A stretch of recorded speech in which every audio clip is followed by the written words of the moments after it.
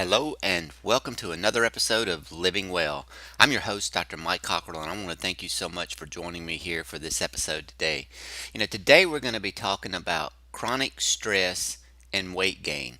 You know, in our society today, we have gotten to the point that it's hard to have intermittent stress. It seems that it's there all the time. We used to live in a world where you would get stressed out about something that may last for a day or two, a week or two, and then things would sort of shift and change and calm down, and then your body would relax and settle down, and you would recover, and things would go on like normal for a while until you had another big stressful event. These days, however, and I'm seeing this not just in older Americans, but I'm seeing this in my 15, 18, 20-year-old patients and on up, that they are constantly bombarded by so many stressful events that they very quickly get themselves into this state of chronic stress. And when that happens, we see a tremendous increase in health related issues. Stress is probably one of the biggest factors that contribute to weight gain, obesity, fatigue, disrupted sleep pattern, hormonal imbalance, chronic health conditions. The list goes on and on and on. And so, what I want to do today, we're going to focus specifically on chronic stress and weight gain, but I want to make you aware that there is a tremendous amount of stress. And one of the studies that I recently read in looking at this information, they pointed out that probably the most significant stressor that any of us deal with has to do with money and finances. And that's become a normal state of affair. Most of us don't even think about that, but we've recently been having conversations even with my 18-year-old daughter who's getting ready to graduate high school, and she's struggling with decisions about college, decisions about career. I mean, at 18, it's hard to know exactly where you want your life to go, but we are so targeted sometimes that we think there's this pattern, a regimen. You graduate high school, you go to college, you graduate college, you get the job that you've been wanting all your life. And the unfortunate thing is that 18, 20, 22, 24 years old, I mean, who even knows what they want to do? And so even the little things that we take for granted are actually creating a ton of stress in our lives. The other thing about stress that most people miss that I want to point out too is that stress is not all negative. It's not only the bad things that are causing a tremendous amount of stress in your life, it's the good things too. So even those positive things that we think about, falling in love and getting a new job and buying a home and having a baby and getting married, all of these happy events in our life add to our stress levels very significantly. And when you have gone through event after event after event after event over, if you look back over a 5 year period, I mean, and you changed jobs twice, you moved a couple of times, you've gotten married, you had a baby, you're planning a wedding, whatever it might be, that's a tremendous amount of stress that begins to build up, overtake your normal responses, and ultimately those kind of stressors can actually also lead to health related problems. So that being said, let's get back to the topic of chronic stress and weight gain. There's several ways that stress actually contributes to gaining unwanted weight, and the main one that we're going to talk about is how we get into this fight or flight response. So when our bodies are under stress, we activate the fight or flight response. It triggers the release of hormones such as epinephrine, norepinephrine, cortisol, and then those hormones are designed to speed the heart rate, slow down digestion, shut down the blood flow to your major muscle groups, change your various autonomic nervous system functions, and get your body the energy, the strength it needs to either fight the foe that you're in front of or to run away from the danger. It's our body's natural way of protecting itself, but in today's stressful world, we don't usually need to fight someone, and we don't typically need to run away to save ourselves. The stressors that we are facing are things that are all around us that aren't really harmful, but they induce this fight or flight response just the same. So every day we have stressful times. You're gonna face those. You may be in traffic. You may be having a stressful day at work. Like I said, you may be closing on a new house. You may be getting ready for a wedding. So, whatever that is, when you get home from that stressful environment, your bodies are just ready to replenish themselves. We need to gear up to fight or flight or flee, and then we need to rest and relax and recover. The problem is when they need to return to this normal state via the relaxation response, if we don't actually slow down and relax, then all that stress is still in our bodies, still causing damage, and still running rampant.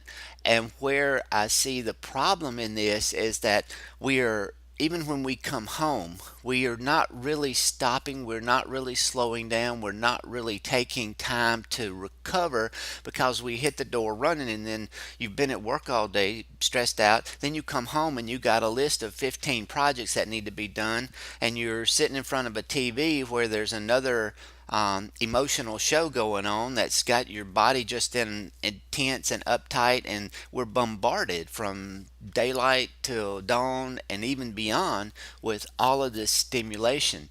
You know, when our bodies are under that stress, cortisol, epinephrine, norepinephrine, as they get dumped into your system, what we see happen is cortisol is releasing glucose into the bloodstream. It's getting your body pumped up. When we're overstressed, that glucose stimulates an overabundant amount of insulin.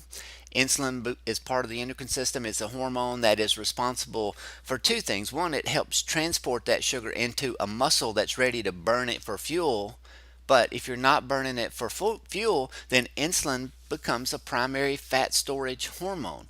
That hormone insulin overrides the stress signal from the epinephrine to burn fat and run, and that excess release of insulin then gives the body the message to store that fat in your belly and thighs.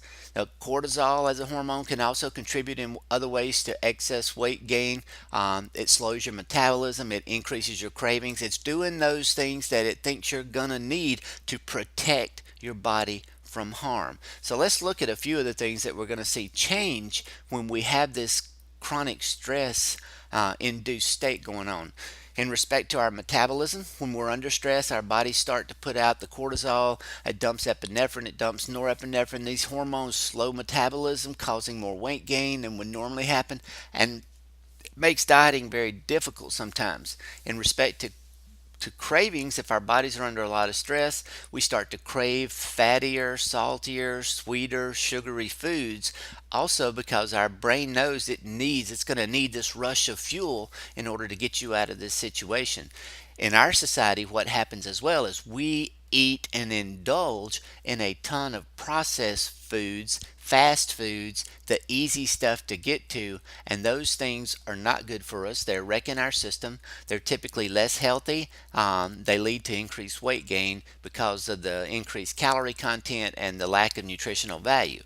So, as those things happen, what tends to happen as the cravings go up, then we put on too much weight. We get to eating more emotionally. We don't exercise as much because then we feel sort of overwhelmed and we slow down. And so you can see how this becomes a vicious cycle. In regards to emotional eating, it's very easy to gain fat when you become an emotional eater, because when we're angry, when we're sad, when we're frustrated, our bodies tend to send out a signal that it needs some support. And unfortunately, one of our comforting methods for a lot of us is we eat. And when we do that, we typically eat foods that are not good for us. Cortisol also releases an excess of nervous energy, which often can cause people to eat more than they normally would as well. We've mentioned fast food. Our comfort foods are the foods that are easy to get to, the foods that we have ready access to, are typically foods that do not do us any favors from a nutrition standpoint. The more stress in our life, the more protection we feel like we need, the more we eat, the more we get emotional, the more we trigger these situations. It just translates translates into putting on more and more weight. We don't get enough exercise. Our bodies need a good amount of exercise every day to feel healthy and strong. And if we don't get some exercise, then what's going to happen is our body actually begins to feel stress, even when we are trying to relax. If you are sitting around all the time and you're just sitting on the couch, that creates a stressful situation in your body itself. Exercise is essential for keeping our bodies in good shape. So when we don't have to work out or we don't work out or exercise, we create this cycle of weight gain, stress, eating, weight gain, stress. It becomes just a vicious cycle in our life. The other thing that we want to look at in sort of wrapping this talk up today is what can you do to begin to relieve some of that stress? And I think there are a few things that you can do to reduce that daily stress so that our bodies don't have to work so hard.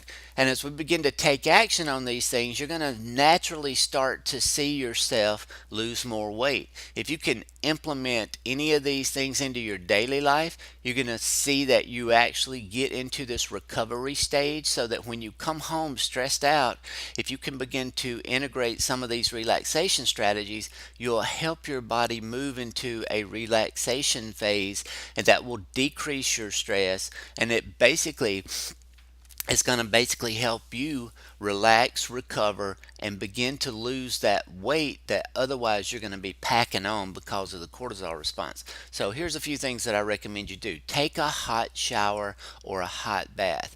Now, either one of these works great for relaxation. I prefer taking a bath. Especially in the evening after work when everything's sort of calming down, taking that bath, and if you throw in some Epsom salts and maybe some baking soda, you actually help relax the muscles in your body. It's a great way to detox.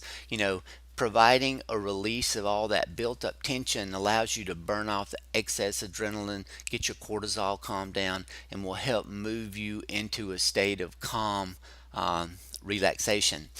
Get a massage. I mean, this is one of those things that I think we should actually pamper ourselves with on a regular basis. Getting a massage not only helps our bodies relax and release built up tension and stress, it also helps our bodies remain and keeps us more flexible, and it gives us a more youthful appearance. So when you are stressed out all the time, you're going to look older, you're going to feel older, and anything you can do to break that stress cycle is going to help you feel younger, look younger, and relax. Deep breathing. This is another technique that works wonderfully well. In this strategy, I mean, even if you do something as simple as lie down on your back, breathe in deeply, let all your limbs, let your arms, your legs just relax, let them go limp.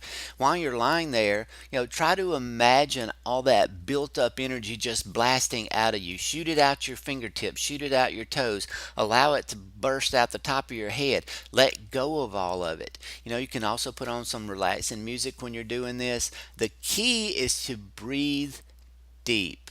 Slow, rhythmic breathing that allows you to fill your lungs completely and then empty your lungs completely. Let your body relax while you're doing that and release the tension. This is a strategy that I often use even during my workday. You can slip away to the restroom for 2 or 3 minutes and it's amazing what 5 or 10 or 15 slow, deep breaths will do to sort of calm your mind and calm you down. The other thing that you might want to do is just take a walk. Get out of that environment. Don't just ease into the house and sit down on the couch. Taking a relaxing walk outside so that you can get some fresh air, release that stored up energy is very, very beneficial. John Gray, in his book How to Get What You Want and Want What You Have, says that plants, trees, and large bodies of water such as lakes and oceans have a wonderful ability to take our negative energy and stress and turn it into energy that you can use to grow. One of the things that I just had a conversation with a patient about recently is this concept of earthing. Now, if you're not sure what earthing is, stay tuned because I'm going to be doing an episode on earthing very shortly, as soon as I can get the data finished up on that. But earthing basically is the idea that if you take off your shoes and get in the grass. You actually connect with the earth, and the exchange of energy, negative and positive ions that you experience, will help you actually regenerate your body. It's been shown to help reduce stress and anxiety levels. It actually is a way of grounding yourself back to this beautiful earth we live on. And that's very simple to do as long as you have access to a small patch of grass. That's the key. I live in the country, so it's not an issue for me, but I know for people who live in the city, sometimes that's a struggle to find a spot to do that. But find a park, find a lake, find an area near a pond. Take your shoes off and just walk in the grass, walk on the ground. Allow your body to come in contact with the earth, with nothing in between you and the earth. Your skin touching Mother Earth. It'll leave you refreshed. It'll leave you feeling better. It'll help re-energize you, and it'll help de-stress your body in ways that we probably don't even know yet. So anyway, I hope this information has been beneficial to you. If you are looking for more of the same information, I invite you to check out my website at www.livingwellwithdrmike. I have an online course that's called Living Well with Dr. Mike, where I have compiled many of these episodes in topical form, so they're easy to find. You can search and find exactly what you want without having to run all over the place. I've also got an online course specifically for weight loss called Simply Weight Loss Online that I invite you to check out that as well. You know, I would love for you to connect with me on Facebook. You can find me at facebook.com/living well with Dr. Mike.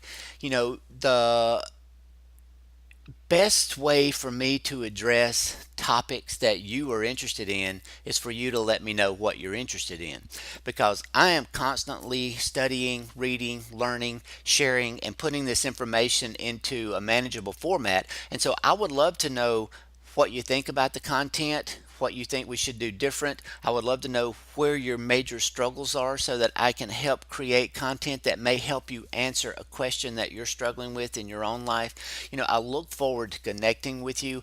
I hope you enjoy this podcast. I hope you enjoy these blog posts. If you want to join me inside one of my online courses, I look forward to you becoming a student there and working directly with you in a more intimate manner inside the course. So take care until we see each other or share with you again.